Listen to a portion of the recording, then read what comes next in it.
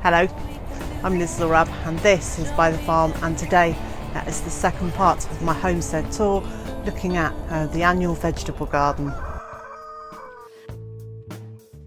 Out here in the food forest, everything is just springing into life again.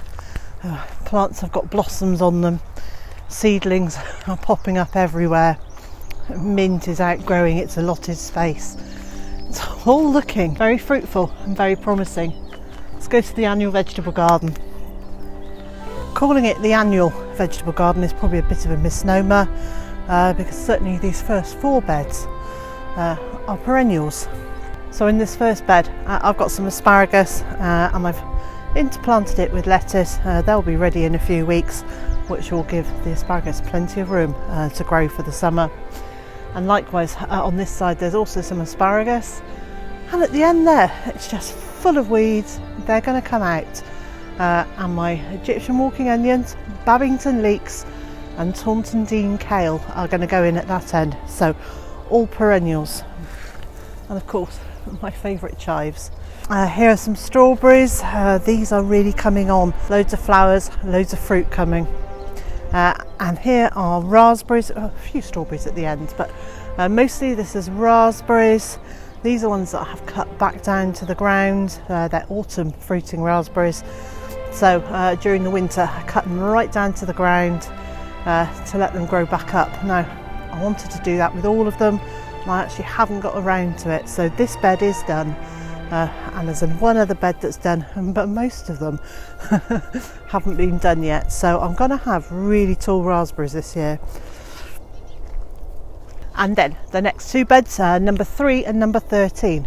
Perhaps I should explain. As I'm walking through the vegetable garden, I've numbered them 1 to 10 on that side, 11 to 20 on that side, except I think I've got a couple of extras at the end as well. But anyway, bed 3 I sowed yesterday. It's alternate rows of carrots and parsnips, and I've popped a few radish in there as well because they're quick. They'll be out before the carrots or the parsnips are ready. And on this side, bed number 13, at the very end, they're the last of the parsnips. They'll be coming up over the next day or so. Hello Monty. Hello boy. Monty has not been very well. He has an eye infection. He's now better and feeling 100% himself again, which I'm very pleased about. There you go, boy. So parsnips at that end, and then I've got lots of onions interplanted with a few lettuce, and I'm also going to bring out some flowers, put some flowers in there to attract some pollinators to the garden. He's sitting on my foot. Thank you. And the next 2 beds, in this one that's covered, that's going to be Brassicas in there. So it's already got some fiddlekraut cabbages, which are just small summer cabbages, are sort of conical shaped. And today I'm getting in the rest of the Brassicas. And on this side is a bed of garlic. I didn't grow any garlic last year. I grew it 2 years ago and 3 years ago, not last year.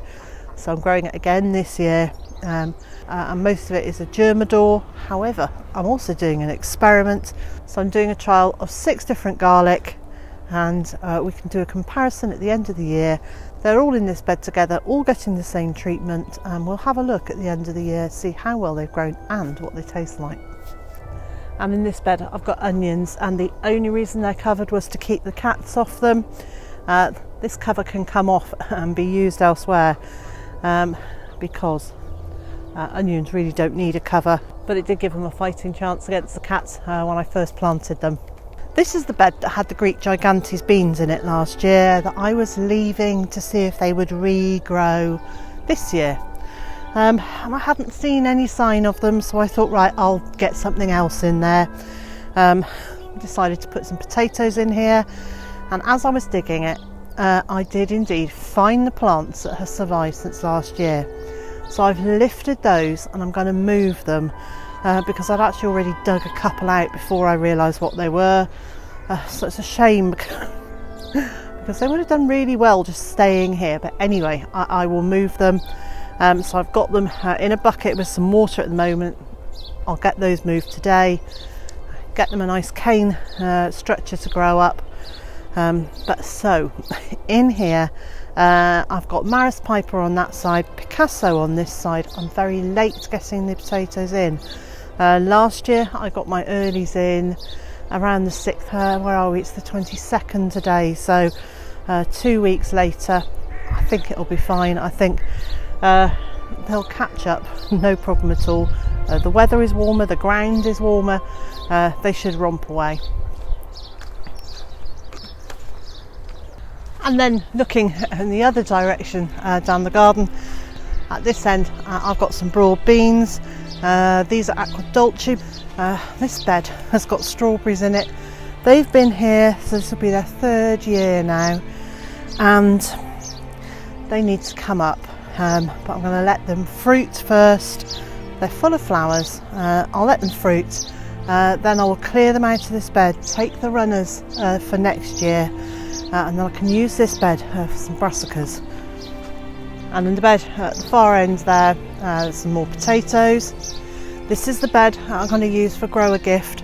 I need to get the covers set up over that so I can get the brassicas in it and get the potatoes in it. I'll get that done today. In this bed, more onions. These were autumn planted onions, so they're beginning to grow to a decent size. They will be out soon, and then they can get replaced by something like beans. And on this side, more broad beans. Now, last year my broad bean crop failed, so I'm really hoping that this year we get plenty, and then I can freeze them, and hopefully we'll have plenty throughout the year. On this side here, there's nothing in this as yet, and what I haven't done is lifted the covers to see what the ground is like underneath. I put weed suppressing membrane on it about a year ago, so that has just been sitting, trying to kill off the really bad weeds that were there. So hopefully this year I can use that bed too. And on that side likewise, that's a void bed this year, and that will stay covered because the weeds were really bad in it. I only covered it late winter, early spring, so that can spend a year resting. And in this bed I've got some potatoes, and down the centre I've got some mange too.